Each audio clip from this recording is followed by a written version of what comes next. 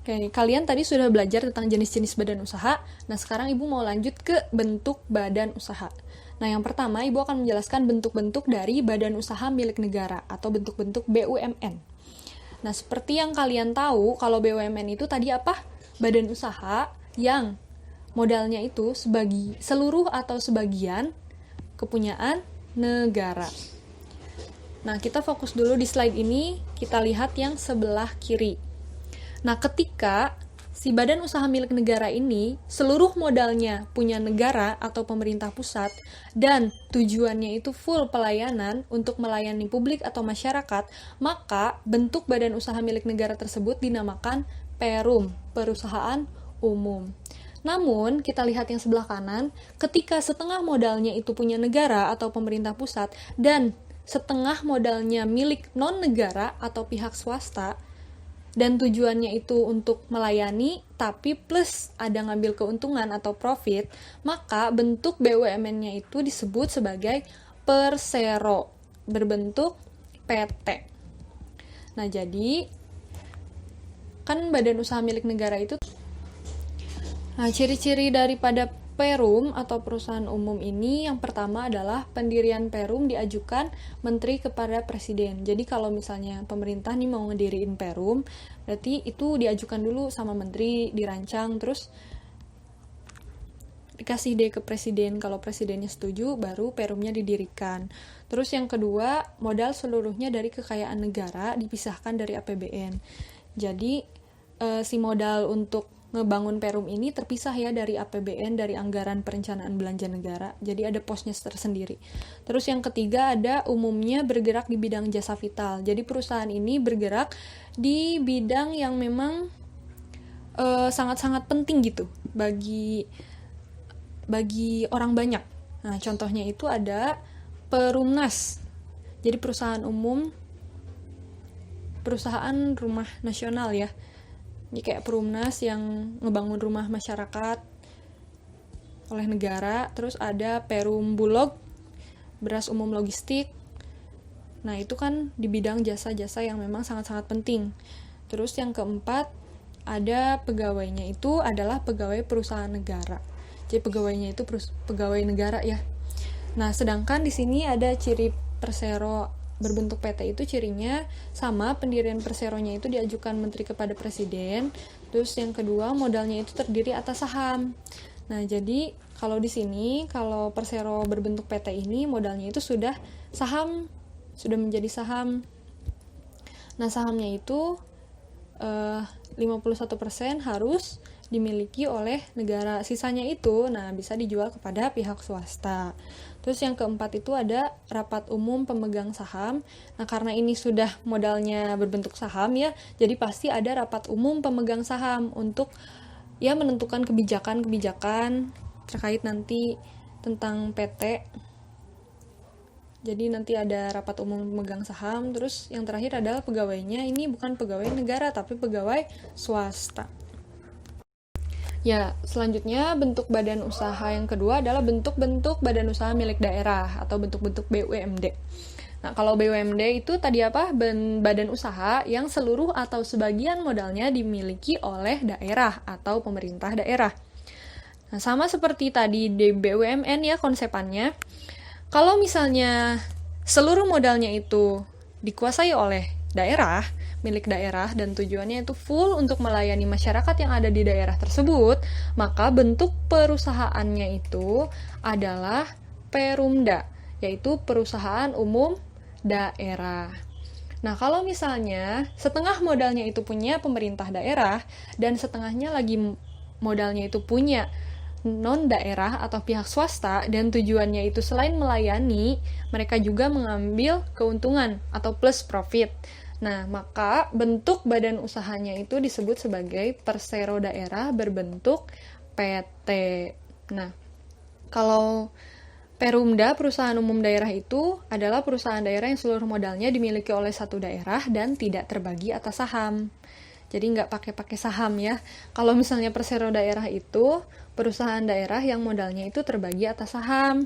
Dan paling sedikit 51% sahamnya itu dimiliki oleh daerah.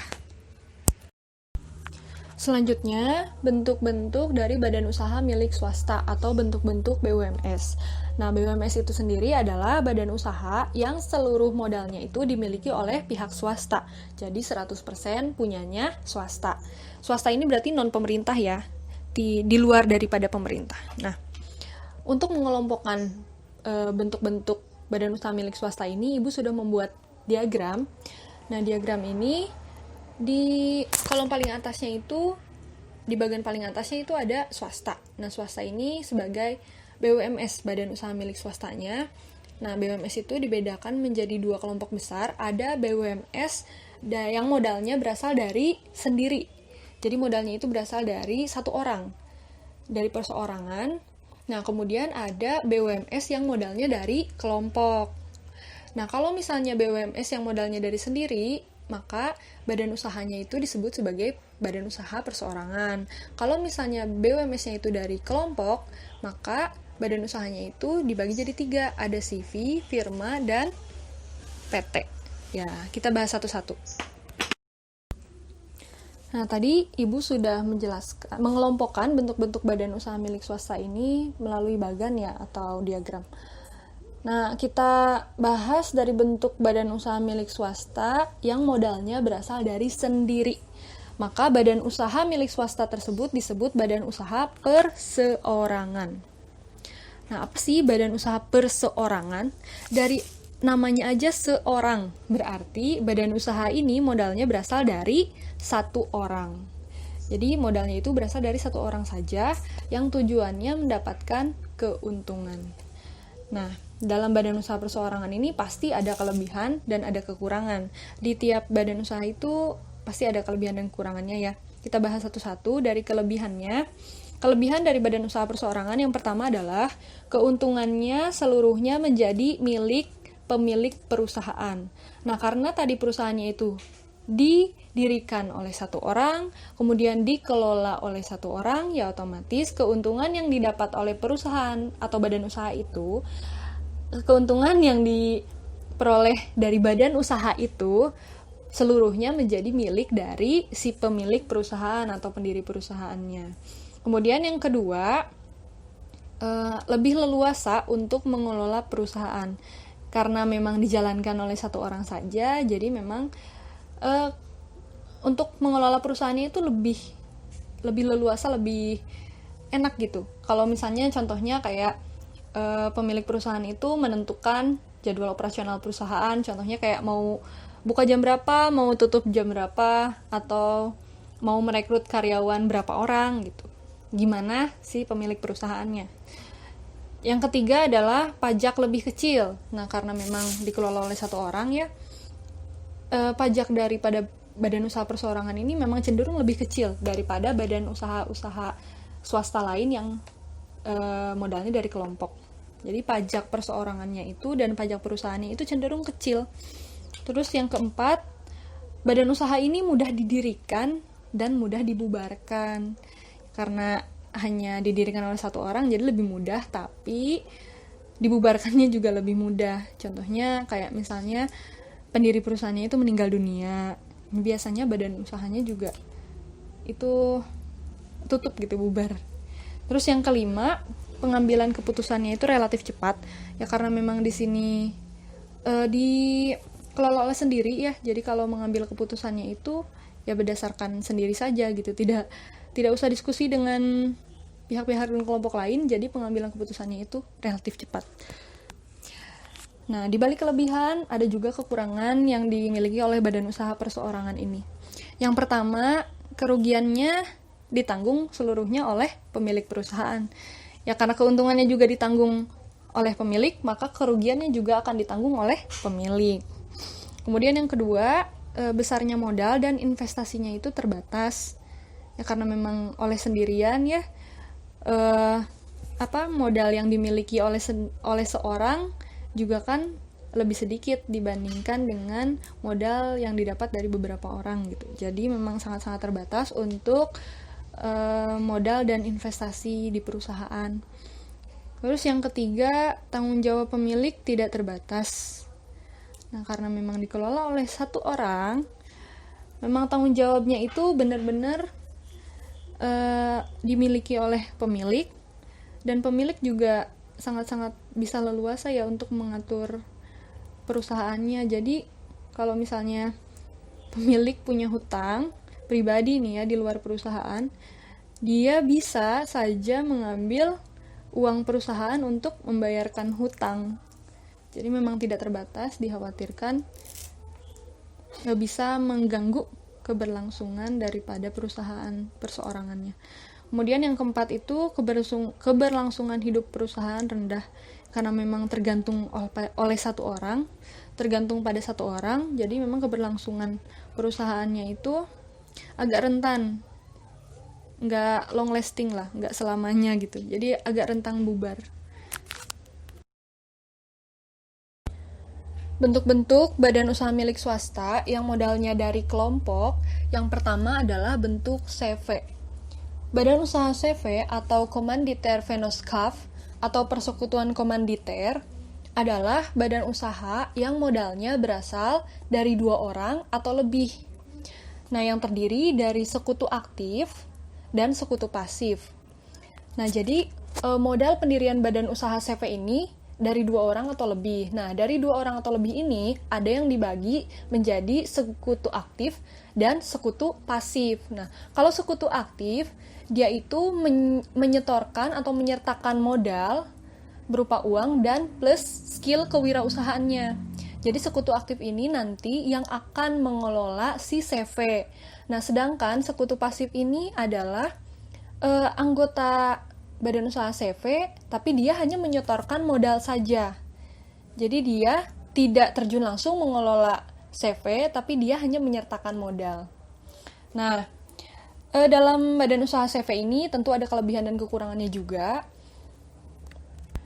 Kelebihannya yang pertama adalah pendiriannya mudah. Jadi pendirian CV itu cenderung mudah. Terus yang keduanya adanya spesialisasi atau pembagian tugas. Nah, jadi adanya pembagian tugas sesuai dengan keahlian masing-masing. Nah, seperti pembagian sekutu pasif dan aktif ini. Jadi kalau misalnya memang dia punya skill kewirausahaan, dia akan berperan sebagai sekutu aktif. Nah, terus kemudian yang ketiga ada modalnya lebih besar. Modalnya lebih besar karena memang badan usaha CV ini tidak didirikan oleh seorang ya, tapi didirikan oleh beberapa orang, jadinya untuk ketersediaan modalnya lebih banyak daripada badan usaha yang tadi perseorangan. Terus yang keempat, perolehan pinjaman lebih mudah.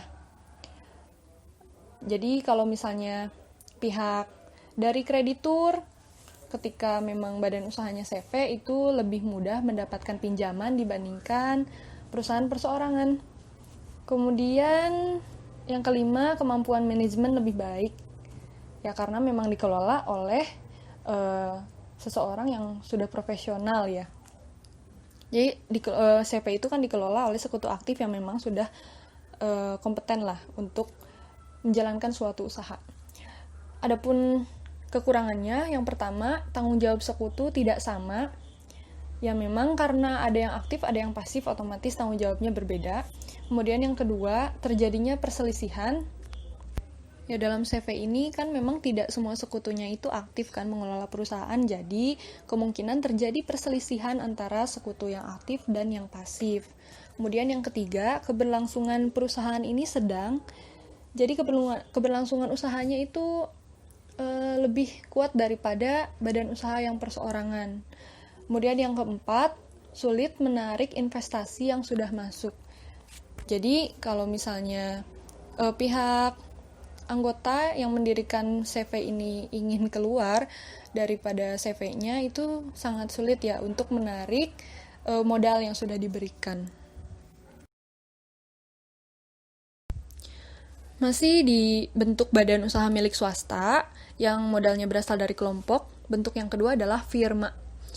Badan usaha firma adalah badan usaha yang modalnya berasal dari 2 orang atau lebih, yang semua anggotanya merupakan sekutu aktif. Jadi, dalam firma ini, semua anggota atau pendiri firma ini berperan aktif dalam mengelola usahanya. Contohnya adalah firma hukum. Kalian pernah tahu Hotman Paris dan rekan? Nah, itu merupakan salah satu bentuk firma, di mana Bapak Hotman Paris dan rekan-rekan pengacara lain itu ikut terlibat secara aktif dalam usahanya. Nah, biasanya juga badan usaha firma ini nama perusahaannya itu diambil dari singkatan nama-nama pendirinya. Oke, jadi dalam firma ini tidak ada sekutu aktif maupun sekutu pasif. Semuanya merupakan sekutu aktif karena semua pendirinya itu berperan dalam mengelola perusahaan badan usaha firma. Adapun kelebihan dan kekurangan dari firma, Ibu sebutkan dulu kelebihannya. Yang pertama, pendiriannya juga mudah. Kemudian yang kedua, adanya spesialisasi atau pembagian kerja. Jadi meskipun semuanya terlibat aktif ikut mengelola badan usaha firma, tapi ada spesialisasi pembagian kerja. Jadi memang tiap orang sudah ada bagiannya masing-masing sesuai dengan keahlian dan kompetensinya. Kemudian yang ketiga, keputusan lebih baik karena hasil musyawarah. Ya, karena semuanya ikut terlibat aktif dalam mengelola perusahaan, otomatis juga dalam mengambil keputusan akan didiskusikan secara bersama-sama, sehingga keputusannya juga lebih baik. Yang keempat, perhatian sekutu terhadap kegiatan firma cukup besar, ya karena memang semuanya mengelola, semuanya ikut terlibat dalam badan usaha firma, sehingga semuanya juga memberikan perhatian yang lebih besar kepada badan usaha firma. Kekurangannya yang pertama, keputusan sulit didapat. Lagi-lagi karena memang semuanya ikut terlibat, memang mungkin dalam proses pengambilan keputusan lebih sulit daripada mengambil keputusan sendiri ya. Nah, terus yang kedua, peluang perselisihan cukup besar dan mengancam keberlangsungan badan usaha. Karena mungkin sering terjadi ketidakcocokan pemikiran untuk mengembangkan firma ini, mungkin pasti akan terjadi peluang perselisihan. Yang ketiga, keberlangsungan perusahaan sedang. Jadi firma ini kehidupan usahanya itu akan cukup panjang dibandingkan dengan perusahaan perseorangannya. Terus yang keempat, tanggung jawab tiap sekutu tidak terbatas. Ya memang karena dikelola oleh semuanya, jadi tanggung jawabnya pun tidak terbatas antara para anggotanya. Jadi semuanya ikut terlibat dan punya tanggung jawab yang tidak terbatas dalam firma. Masih dengan bentuk-bentuk badan usaha milik swasta yang modalnya berasal dari kelompok, bentuk yang terakhir, yang ketiga adalah PT. Badan usaha PT atau perseroan terbatas adalah badan usaha yang modalnya berasal dari beberapa orang dalam bentuk sero atau saham. Jadi ternyata perseroan terbatas itu, seronya itu adalah saham. Artinya itu saham, kemudian sahamnya itu terbatas. Jadi terbatas, saham antara masing-masing pendiri PT itu terbatas. PT ini dibagi menjadi dua, ada PT terbuka dan PT tertutup. Kalau PT terbuka itu PT yang sahamnya diperjualbelikan. Jadi PT terbuka ini biasanya setelah nama PT-nya itu ada singkatan TBK. Nah, berarti itu menandakan PT-nya itu terbuka dan sahamnya itu diperjualbelikan di mana? Di Bursa Efek Indonesia. Kalau misalnya yang kedua ada PT tertutup, itu PT yang sahamnya tidak diperjualbelikan. Nah, ada kelebihan dan kekurangan daripada PT. Kelebihan yang pertama adalah pendiriannya cukup sulit. Karena memang untuk mendirikan PT ini, kita memang harus punya orang yang bisa mengelola PT, orang yang sangat profesional untuk mengelola PT.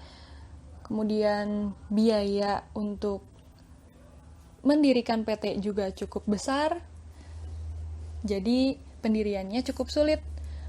Lalu kelebihan yang kedua adalah mudah mengajukan pinjaman. Kelebihan yang ketiga adalah kebutuhan modal mudah dipenuhi. Ya karena memang kalau misalnya di PT, kita mau nambah modal, kita bisa menjual saham. Di PT terbuka ya, kita bisa menjual saham ke publik. Terus yang keempat, PT itu dikelola secara profesional. Yang kelima, kelebihannya keberlangsungan perusahaan tinggi. Jadi di antara badan-badan usaha milik swasta yang lain, yang keberlangsungan perusahaannya paling tinggi adalah PT. Kekurangannya yang pertama, pajaknya tinggi. Nah, pajak tinggi ini karena memang selain perusahaannya dikenai pajak, orang-orang yang menjadi anggota dari PT-nya itu juga dikenakan pajak. Ya, kemudian yang kedua, biaya pendirian tinggi. Tadi yang sudah Ibu Ica bilang, kalau pendiriannya itu kan cukup sulit ya. Jadi, itu disebabkan memang karena butuh biaya-biaya yang tinggi. Ya, biaya tinggi juga apalagi kalau misalnya memang mau merubah PT dari asalnya tertutup menjadi terbuka. Nah, itu butuh banyak sekali dana untuk merubah PT tertutup menjadi terbuka. Nah, sampai di bentuk badan usaha yang terakhir, yaitu koperasi. Nah, tadi kan kalian sudah belajar bentuk-bentuk badan usaha, mulai dari bentuk badan usaha BUMN, yang terdiri dari Perum dan Persero berbentuk PT, kemudian bentuk dari BUMD ada Perumda sama Persero daerah berbentuk PT, kemudian ada bentuk-bentuk dari BUMS, ada badan usaha perseorangan, ada CV, ada firma, ada PT. Nah, yang terakhir adalah koperasi. Apa sih itu koperasi? Mungkin kalian sudah nggak asing ya sama koperasi. Di sekolah kita saja sudah ada koperasi kan? Nah, tapi kalian tahu nggak sih apa itu koperasi? Koperasi itu berasal dari kata ko dan operation. Ko itu artinya bersama-sama, dan operation itu artinya usaha. Nah, jadi kalau secara harfiah, koperasi itu adalah usaha bersama-sama. Definisi dari koperasi adalah kelompok atau perkumpulan orang yang bersatu dan bercita-cita atas dasar kekeluargaan dan gotong royong untuk mewujudkan kesejahteraan dan kemakmuran bersama. Jadi koperasi ini didirikan oleh anggotanya dan tujuannya adalah untuk mencapai kesejahteraan dan kemakmuran anggota. Jadi dari anggota untuk anggota. Nah, kelebihan dan kekurangan koperasi. Kelebihannya yang pertama, koperasi itu sangat sesuai dengan nilai-nilai kultur Indonesia. Ada kekeluargaan, gotong royong. Jadi nilai-nilai di koperasi itu sangat cocok lah dengan kultur Indonesia. Kemudian yang kedua, tujuannya mencapai kesejahteraan bersama. Ya, karena koperasi itu tidak mementingkan kepentingan seorang per orang ya, tapi kepentingan bersama-sama. Kemudian yang ketiga, adanya asas kekeluargaan. Nah, ini mungkin ciri khas dari koperasi ya, kekeluargaannya. Kemudian yang selanjutnya, ada kekurangan dari koperasi. Yang pertama, di koperasi itu pengurusnya kurang cakap dalam mengelola koperasi. Di sini sebenarnya sih ini kekurangan plus tantangan ya bagi koperasi yang ada di Indonesia. Jadi bagaimana koperasi itu untuk mendidik dan melatih para pengurusnya supaya bisa profesional gitu dan baik dalam mengelola koperasi. Jadi kurang cakapnya pengurus koperasi dalam mengelola koperasi ini menjadi salah satu kendala dan kelemahan. Kemudian yang kedua, keterbatasan di bidang permodalan. Karena memang modalnya juga berasal dari anggota, ya jadi terbatas gitu modalnya dari anggota saja. Kemudian yang ketiga, daya saing koperasi itu lemah. Karena memang bukan orientasi utamanya mencari laba ya. Jadi koperasi itu kurang memiliki daya saing lah dengan badan-badan usaha, khususnya badan usaha milik swasta ya. Karena memang orientasinya bukan terhadap laba gitu, jadi daya saingnya biasa aja, cenderung lemah malah. Oke anak-anak, begitu penjelasan Ibu Ica terkait materi badan usaha dalam perekonomian. Nah nanti mudah-mudahan di pekan depan kita sudah ketemu langsung ya, Ibu harap. Tapi kita lihat saja perkembangan kondisinya. Sampai ketemu di materi-materi selanjutnya. Wassalamualaikum warahmatullahi wabarakatuh. Selamat sore.